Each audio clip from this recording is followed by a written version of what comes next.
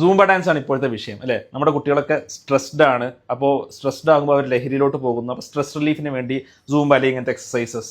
ഞാൻ അതിൻ്റെ മെറിറ്റിൽ ഡിമെറിറ്റിലോട്ട് പോകുന്നില്ല. പക്ഷേ വേറൊരു പ്രശ്നമുണ്ട്.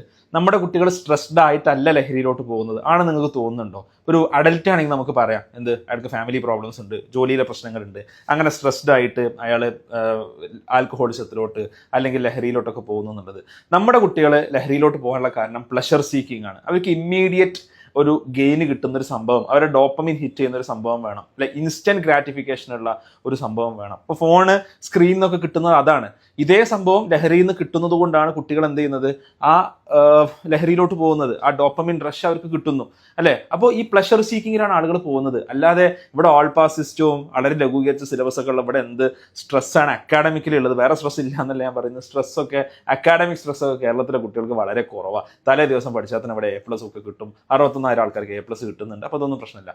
പക്ഷേ ഇവിടെ മെയിൻ പ്രശ്നം എന്ന് വെച്ചാൽ കുട്ടികൾക്ക് ലോങ് ടേം ഗോൾ ഇല്ല.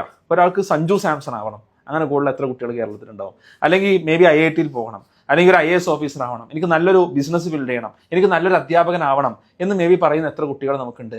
ആ ഒരു ലോങ് ടേം ഗോളിന് വേണ്ടി വർക്ക് ചെയ്യാൻ പേഷ്യൻസ് ഉള്ള എത്ര ആൾക്കാരുണ്ട്? ആ ഗോൾ സെറ്റ് ചെയ്യപ്പെട്ടിട്ടുള്ള എത്ര കുട്ടികളുണ്ട്? ഇത് നമ്മൾ ചിന്തിച്ചിട്ടുണ്ടോ?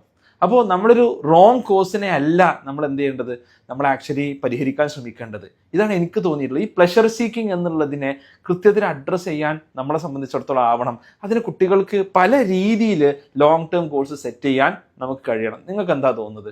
എൻ്റെ അഭിപ്രായം പറഞ്ഞു.